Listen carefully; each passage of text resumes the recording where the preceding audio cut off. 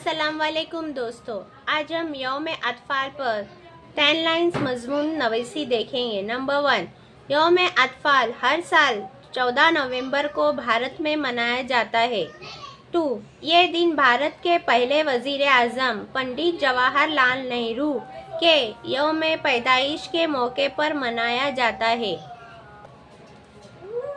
3, इन्हें बच्चों से बेहद मोहब्बत थी और बच्चे इन्हें चचा नेहरू कहकर पुकारते थे। 4, यौम अतफाल का मकसद बच्चों की खुशियों और हुकूक का एहतराम करना है। 5, इस दिन स्कूलों में मुख्तलिफ तकरीबात मुनक्किद की जाती है। 6, बच्चे स्कूलों में खेलों और तफरीही सरगर्मियों में हिस्सा लेते हैं।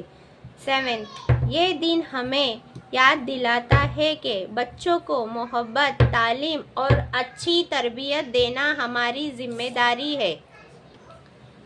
8, बच्चे मुल्क का मुस्तकबिल है और इनकी अच्छी परवरिश से ही तरक्की मुमकिन है।